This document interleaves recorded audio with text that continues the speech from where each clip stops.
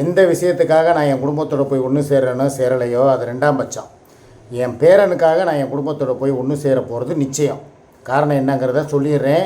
நேற்று உங்கள்கிட்ட சொல்லாத விஷயம், நேற்று நைட்டு 10 மணி லைவில் கூட நான் இதை சொல்லலை. இப்போ அந்த விஷயத்தை நான் ஓப்பனாக உடச்சி விட்றேன். இதனால் எனக்கும் சூர்யாவுக்கும் என்ன பிரச்சனை வந்தாலும் அதை பற்றி நான் கவலைப்பட போகிறதே கிடையாது. ஓப்பன் ஸ்டேட்மெண்ட்டு தான் எதாக இருந்தாலும். இவ என்ன தான் சுமி மேலே பழியை போட்டாலும், சுமி பல பேர்கிட்ட அவுத்து காட்டினவ, வீடியோ காலில் காட்டினவ, சுகைலு, ரிப்பாயி, சதீஸு அந்த பேர் என்ன, இவங்க பேரே மறந்து போகுது. அத்தனை பேர் வச்சுருக்காவ. அதனால் இவ்வளோ பேர் வச்சுருந்தாலும் என்ன தான் என் பொண்டாட்டி மேலே அவதூறு பரப்புனாலும் என் பேரனுக்காக நான் என் குடும்பத்தோட போகிறோங்கிறத யாராலையும் மறுக்கவும் முடியாது, மாற்றவும் முடியாது. ஏன்னு கேளுங்க, அவன் வளர மெச்சூரிட்டியோடு வளர்றேன். முந்தியாவது சின்ன பையன் தான் இருந்தாலும் சொல்கிறேன், நான் என் பேரனை பற்றி நானே பெருமையாக பேசக்கூடாது. அவன் பேசுகிற பேச்சுக்கள் ஒன்றும் என்னை அப்படியே செருப்பை கட்டி அடித்த மாதிரி கேட்குறேன். நேற்று லைவை முடிச்சுட்டு கிளம்பி போகிறேன். எங்கே போகிறேன்? சூர்யா வீட்டுக்கு போயிட்டேன். அப்போ சுமி என்ன சொல்லுது, போன வாரம் மாதிரியே இன்றைக்கும் கூப்பிட்டு போய் எங்களுக்கு இந்த பால்கோவா, ஸ்வீட்டு இதெல்லாம் வாங்கி கொடுங்க, வாங்க போவோம் அப்படின்னு சொல்லி என்னை கூப்பிட்றான். நான் என்ன சொல்கிறேன், வேணாப்பா, போன வாரமே போனதுக்கு நீ பின்னால் வண்டியில் உட்காந்து வர்றேன்னு சொல்லாமல் மடியில் ஆச்சு இவனை வச்சுக்கிட்டேன், பேரனை வச்சுக்கிட்டேன், 2 பேரை உரசிக்கிட்டே போனோம்னு சொல்லி வீடியோவில் சொல்ல, அதை கேட்டு எங்களுக்குள்ளே 2 பேருக்கு சண்டை வர, பிரச்சனை வலுவாக போய் கடைசியில் கைகலப்பில் போய் முடிஞ்சு அப்புறம் திலீப்பா என்னை காப்பாற்றினேன். அது உங்களுக்கே தெரியும். அன்றைக்கி ஒரு நாள் 2 பேர் மண்டை முடியை பிடிச்சி ஆஞ்சிக்கிட்டோம். அதுக்கப்புறம் பார்த்தா அவன் என் உயிர் தளத்தை பிடிச்சி நசுக்குனான். அப்புறம் திலீப்பா தான் கன்னத்தில் ஓங்கி சப்புன்னு அவளுக்கு ஒரு அறையை விட்டு என்னை காப்பாற்றினேன். அப்படி ஒரு வீட்டுக்கு போகிறோம்னா என் குடும்பத்து கூட தான் நான் போகிறேன். இதில் யாருக்கு பயந்துக்கிட்டு வாழணுங்கிற அவசியம் கிடையாது. லட்சமாக சம்பாரிச்சு இவகிட்ட கொடுத்தாலும் என் குடும்பத்துக்குன்னு போய் ஒரு அந்த 500 ரூபா 1000 ரூபாய்க்கு ஒரு ஸ்வீட்டு இல்லை அவங்க கூட கொஞ்சம் நேரம் போயிட்டு வரதில் கிடைக்கிற சந்தோஷம் அதுக்கு நிகர் வேறு எதுவுமே கிடையாது. அப்படி இருக்கும்போது ஒன்று சுமி காது வச்சா மாதிரி சரி நாங்கள் போனோம் வந்தோங்கிறதோட முடிச்சிருக்கணும். நான் உரசினேன், நான் இடிச்சுக்கிட்டு போனேன், என் பேரனை மடியில் வச்சுக்கிட்டு போனேன். இதெல்லாம் சொன்னது ஒரு தப்பு. நான் எப்படி பார்த்தா தப்பு கிடையாது. என்ன அவன் என்ன கள்ள புருஷன் கூட ஒரு சைடு போனேன், கட்டின புருஷன் கூட தானே போனேன். அப்படி பார்க்கும்போது அது தப்பும் கிடையாது. என் சைடு என் குடும்ப பக்கம் எந்த வீக்கும் கிடையாது. எல்லாம் கரெக்டாக போகும்போது நேற்று கூப்பிட்டாங்க. இது நடந்த விஷயத்தை கேளுங்களேன், உங்களுக்கே ஒரு சுவாரஸ்யமாக இருக்கும். அதாவது நேற்று கூப்பிட்டப்போ நான் வரலப்பா, என்கிட்ட காசு கம்மியாக இருக்குது அப்படின்றதுக்கு சுமி என்ன சொன்னால் 50,000 ரூபா கேட்டேன், பணம் தரல. சரி பாதியாவது இந்த மாதம் கொடுங்க, 25 கொடுங்க, மீதி அடுத்த மாதம் கொடுங்கன்றதுக்கும் ஒத்து வர மாட்டேங்கிறீங்க. சரி வீடு பார்க்குறதுக்கு வாங்க, சுடுகாட்டுக்கிட்ட வீடு இருக்குது, என்னால் அந்த வீட்டில் குடியிருக்க முடியலை, ஒரு மாதிரி பதட்டமாகவும் படபடப்பாகவும் இருக்குது அப்படின்னு வீடு பார்க்க கூப்பிட்டாலும் வரமாட்டேங்கிறீங்க. கேட்டால் வெயில் அடிக்குது, எனக்கு வேர்த்து ஒழுகுது, என்னால் சோர்வாக இருக்குது, என்னால் லைவ் கூட போடுறது ரொம்ப டென்ஷனாக போடுறேன் அப்படின்னு சொல்லிட்டு இப்போ நீங்கள் அங்கேயும் வர மாட்டேங்கிறீங்க. வீடு பார்க்கவும் நீங்கள் என்ன தான் நினச்சிக்கிட்டு இருக்கீங்க அப்படின்னு சொல்லி ஒரு வார்த்தை கேட்டாப்புல. சரி இருப்பா, நான் கொஞ்சம் இவளுக்கு சூர்யாவுக்கு இந்த மாவு முட்டை அப்புறம் என்ன ஏதோ ஒரு ஜாமான் வாங்க சொன்னேன், அதெல்லாம் வாங்கிட்டு போய் கொடுத்துட்டு வந்துடுறேப்பான்னு சொல்லிட்டு நேராக வீட்டுக்கு போகிறேன்.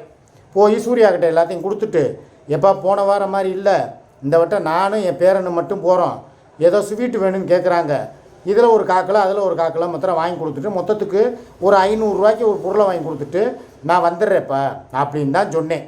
உடனே எள்ளும் கொள்ளும் மூஞ்சில் வெடிச்சுக்கிட்டு, அதை எப்படி நீ வாரம் இப்போ தான் நேற்று போய் ஏதோ வாங்கி கொடுத்துட்டு வந்த, மீன் வாங்கி கொடுத்துட்டு வந்த, இறால் வாங்கினேன் முந்தா நாள், அதுக்கு போய் உப்புக்கண்டை வாங்கி கொடுத்துட்டு வந்த, அது இடையில போய் ஒரு தடவை போய் எதுக்கோ ஆஸ்பத்திரி செலவுக்குன்னு காசை கொடுத்த, இதென்ன இப்படியே போனால் நான் எந்த காலத்தில் இனிமேல் வீடு கட்டி என்றைக்கு நான் பால் காய்ச்சி என்றைக்கு நான் உன்னை விட்டு பிரியிறது, இப்படியே உங்கூடையே டெய்லி சண்டை விட்டுக்கிட்டு இருக்கிறதா அப்படின்னு சொல்லி என்கிட்ட ஒரு வார்த்தையை விட்டா.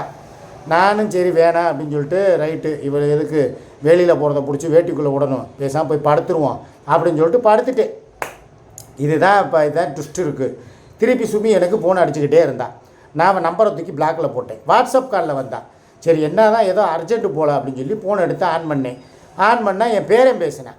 அவன் என்ன சொன்னான், லாலா நீ வருவேன்னு சொல்லி நான் ட்ரெஸ்ஸெல்லாம் போட்டுட்டு ஸ்பைடர்மேன் ட்ரெஸ்ஸெல்லாம் போட்டுட்டு உட்காந்துருக்கேன், நீ என்னடான்னா நீ அங்கே கட்டப்பை வீட்டில், அது கட்டப்பை வீடுன்னு சொல்லலை, நீ எங்கே இருக்கன்னு கேட்டேன்.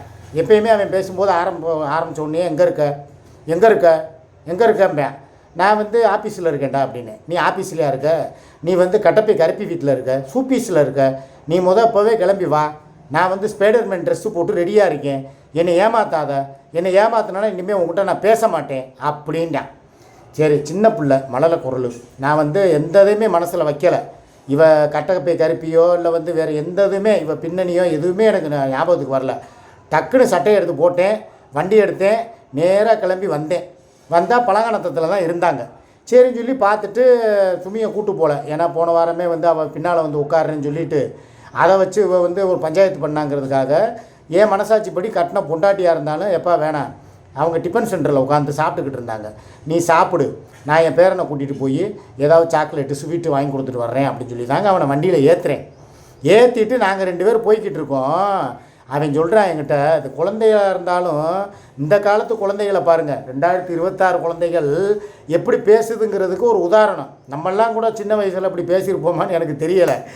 நான்லாம் வந்து ரொம்ப அம்மாஞ்சியாக இருந்தேன், ஒரு வார்த்தை பேச மாட்டேன், அந்தளவுக்கு இருந்தவன் என் பேரை எப்படி இருக்கான் பாருங்கள்.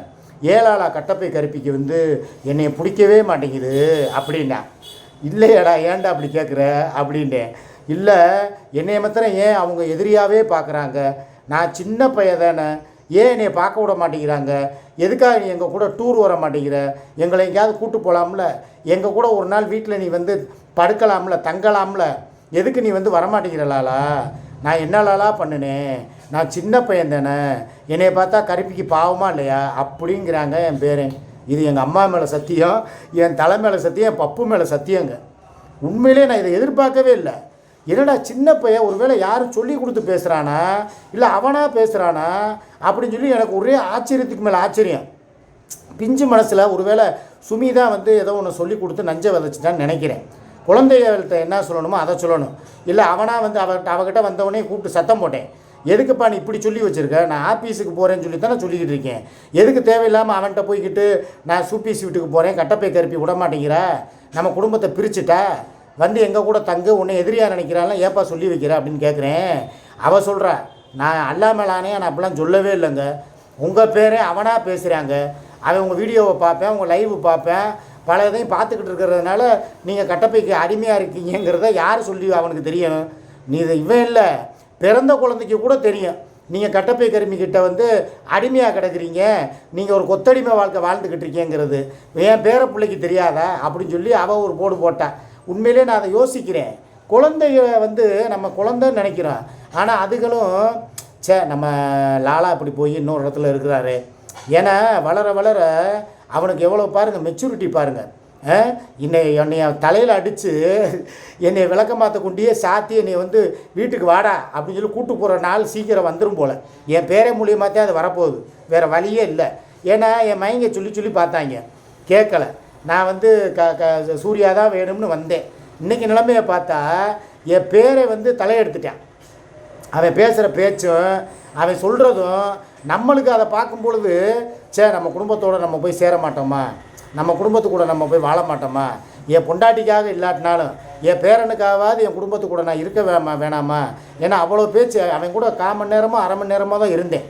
இங்கேருந்து போனது 7, வீட்டுக்கு போகும்போது அங்கே 7:30. அந்த 7:30 பார்த்துட்டு 7:30 மணியை தாண்டி 7:45 வந்தேன்.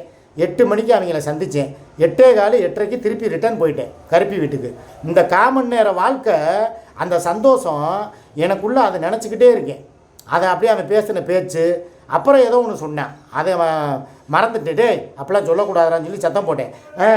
நான் வேணா வந்து கட்டப்பை கருப்பியை வேணா 2 சாத்து சாத்தவா அப்படிங்கிறான். அவன் வயசு என்ன, இவன் சைஸ் என்ன, அவன் வயசு என்ன, 2 பாருங்களேன். நான் வேணா வரவா, கட்டப்பை கருப்பியை வேணா 2 சாத்து சாத்துவேன். அப்புறம் என்ன கேட்டேன், கட்டப்பை கருப்பி எப்போ ஊரை விட்டு போவா, எனக்குன்னா இதெல்லாம் யாரா உனக்கு சொல்லி கொடுத்தா அப்படிங்கிறேன். இல்லை, நீ அங்கே உட்காந்துக்கிட்டு வரமாட்டேங்கிறீல, அதனால தான் நான் கேட்குறேன். கட்டப்பை கருப்பி இந்த ஊரை விட்டு காலி பண்ணி போயிட்டா நீ எங்கள் கூட சேர்ந்து வந்துடுவீல, எங்கள் கூடயே இருப்பீல அப்படிங்கிறான். இதெல்லாம் நான் எந்த லிஸ்ட்டில் போய் சேர்க்குறதுன்னு எனக்கு தெரியலை. வந்துட்டாரா வெள்ளப்பூரி வியாபாரி வந்துட்டார். இவருக்காக நான் கட் பண்ண போகிறது கிடையாது, நான் சொல்லதை சொல்லிக்கிட்டே இருப்பேன், ரைட்டா? அதனால் நான் ஒரு முடிவு எடுத்துட்டேன். இந்த 1 வருஷத்துக்குள்ளே 2026 எண்டுக்குள்ளே ஏதோ ஒரு நல்ல விஷயத்தை சூர்யாவுக்கு 1 கிலோ புளியவாவது வாங்கி கொடுத்துட்டு கிளம்புறேன், இல்லை வெங்காயத்தையாவது வாங்கி கொடுத்துட்டு கிளம்புறேன், பூண்டாவது வாங்கி கொடுத்துட்டு கிளம்புறேன், உருளைக்கிழங்காவது வாங்கி கொடுத்துட்டு கிளம்புறேன். ஐயோ என்னை போட்டு இவர் வேறு டைவர்ட் பண்ணுறாரு. நான் என்ன சொல்கிறேன்னா 2026 எண்டுக்குள்ளே ஒரு வீடு வாசலை வாங்கி இல்லை ஏதோ ஒன்று ஒரு நல்லது கெட்டதை செஞ்சு விட்டுட்டு என்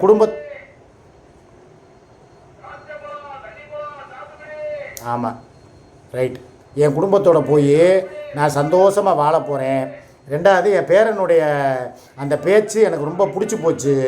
எப்போனாலும் ஏன்னா நான் வாழ போகிற நாள் ரொம்ப நாள் கிடையாது. இருக்கிறனால சரி நம்ம பேர பிள்ளைகளோடையும் குடும்பத்தோடையும் சந்தோஷமாகவும் சரி ரைட்டு. எனக்கு இதுக்கு மேலே அந்த வீடியோ பேச விருப்பம் இல்லை. நான் கட் பண்ணுறேன். என் குடும்பத்தோடு நான் அப்புறமா வர்றேன். ஒரு 1 மணி வீடியோ போடுவேன் பார்த்தீங்களா, அப்போ பேசிக்கிறேன். இப்போ இந்த வீடியோவோட நான் நிவர்த்தி பண்ணுறேன், ஃபைனல் பண்ணுறேன். என் குடும்பத்தோடு இந்த வருஷத்துக்குள்ளே போய் சேர போகிறேன். என் பேரன் கூட நான் போய் ஜாலியாக ஸ்பெண்ட் பண்ண போகிறேன். இதுதான் என்னோடய முடிவு. ரைட்டா? பார்த்துக்கலாம். நம்ம அடுத்த வீடியோவில் பேசலாம். எனக்கு மைண்டு டைவர்ட் ஆகுது. என்னால் பேசுகிறதுக்கு விருப்பம் இல்லை. பாய்.